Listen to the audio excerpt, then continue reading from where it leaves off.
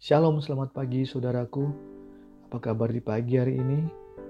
Sebelum kita beraktivitas, mari sejenak kita duduk diam, kita akan berdoa dan membaca kebenaran firman Tuhan di pagi ini. Pagi ini kita akan baca dalam Kisah Para Rasul 2 ayat 17. Firman Tuhan akan terjadi pada hari-hari terakhir. Demikianlah firman Allah, bahwa aku akan mencurahkan rohku ke atas semua manusia. Maka anak-anakmu laki-laki dan perempuan akan bernubuat, dan teruna-terunamu akan mendapat penglihatan-penglihatan, dan orang-orangmu yang tua akan mendapat mimpi. Haleluya. Saudaraku, bermimpi itu alkitabiah. Sebagai orang-orang Kristen, kita harus menjadi tukang mimpi. Kita harus selalu bermimpi. Kita harus selalu punya visi ke depan. Tuhan menjanjikan kita untuk menjadi seorang Kristen yang mempunyai visi ke depan di saat Dia memberikan Roh Kudus kepada kita. Ada kalimat bijak menyatakan bahwa ketidakmampuan seseorang dalam meraih segala impian itu bukanlah karena faktor ekonomi atau faktor keterbatasan dalam pendidikan ataupun status dirinya sendiri. Itu melainkan dari ketidakmauannya untuk mewujudkan segala impian tersebut. Saudaraku, dengan memiliki impian, maka kita akan termotivasi dan terdorong untuk berjuang dan berusaha sedemikian rupa untuk mewujudkannya. Kita semua tahu bahwa impian tak akan menjadi kenyataan tanpa usaha dan kerja keras. Saudaraku, ketika saudara punya mimpi besar, itu bukanlah suatu kesombongan, saudaraku. Alkitab dengan tegas menyatakan bahwa dalam segala perkara Tuhan itu turut bekerja. Itu dalam Roma 8 ayat 28.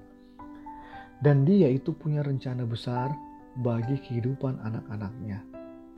Alkitab memberi contoh keberhasilan Yusuf menjadi penguasa di Mesir itu diawali dari sebuah mimpi besar. Meski ia harus melewati proses yang begitu panjang, penuh dengan lika-liku dan sangat menyakitkan. Saudaraku, tidak ada perkara yang mustahil bagi orang percaya, asalkan kita tetap hidup di jalan Tuhan. Saudaraku, banyak pekerjaan Tuhan yang besar itu terjadi karena ada visi dan mimpi seseorang untuk mewujudkannya.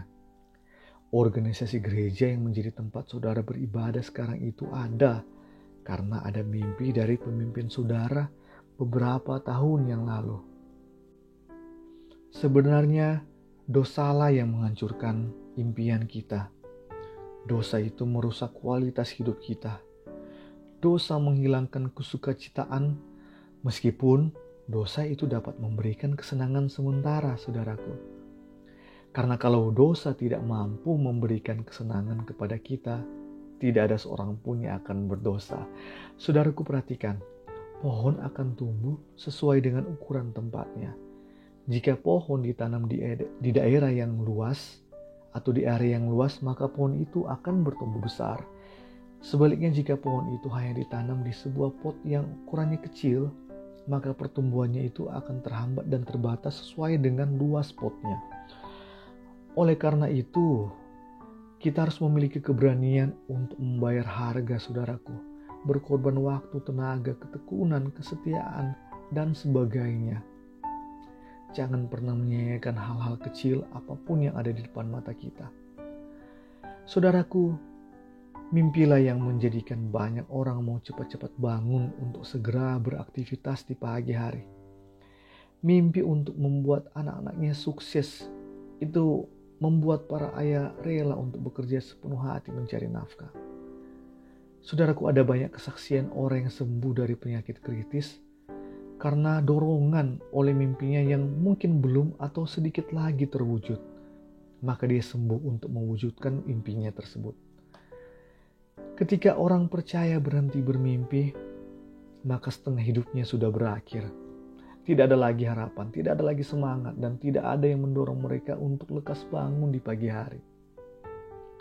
Ini akan menyebabkan mereka akan tenggelam dalam situasi dan keadaan yang menganggap jikalau keadaan sekarang itu mungkin yang diinginkan oleh Tuhan.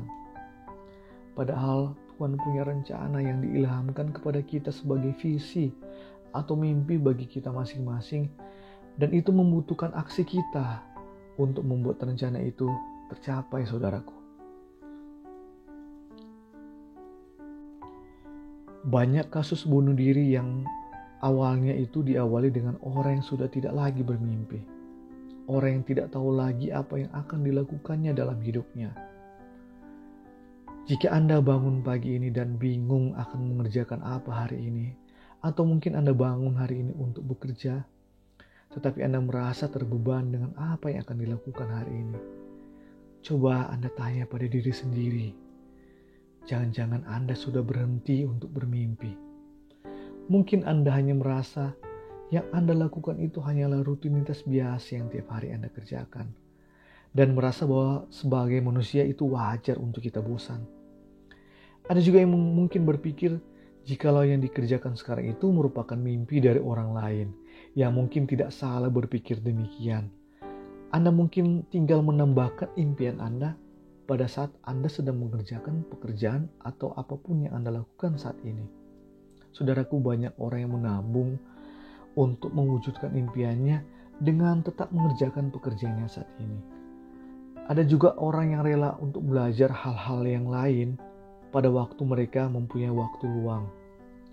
Cobalah saudara daftarkan apa saja yang menjadi impian saudara di waktu yang lalu atau yang belum terwujud, dan coba Anda rencanakan target Anda. Atau Anda bisa memikirkan sesuatu yang Anda mau untuk Anda wujudkan. Saudaraku, tidak ada yang terlalu tinggi dalam bermimpi. Itulah indahnya mimpi. Tetapkan juga target Anda dalam mimpi Anda. Jika Anda bermimpi untuk berjalan 50 km, coba set target untuk bisa berjalan 75 km. Sehingga ketika kita hanya berjalan 60 km, sesungguhnya Anda sudah bisa memenuhi mimpi awal Anda. Yang paling penting dalam Anda berjalan menuju mimpi Anda adalah tetap berdoa dan percaya pada Tuhan. Berdoa tidak jemu-jemu berarti percaya dan meminta Dia supaya tetap menjaga dalam rencananya yang kudus. Sikap ini sekaligus membimbing setiap orang kepada kesabaran dan kesetiaan kepada Tuhan. Namun ketika seseorang tidak percaya, disitulah dia akan mengalami situasi kehilangan kesabaran dan kesetiaan, dan pada akhirnya akan jatuh dalam kekecewaan kepada Tuhan dan akan mulai mengandalkan kemampuannya sendiri. Saudaraku, kebanyakan orang gagal menyaksikan impian mereka menjadi kenyataan karena mereka tidak pernah melangkah untuk melakukan sesuatu demi mencapai impiannya tersebut. Mereka tidak pernah berani memulainya.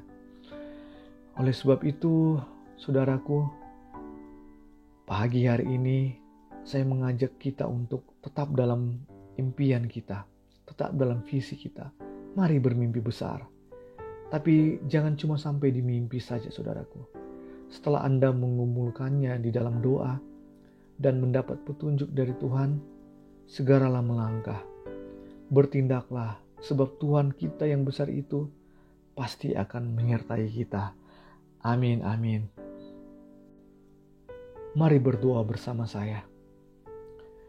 Bapa yang baik, terima kasih buat firman-Mu yang sungguh memberkati kami di pagi hari ini.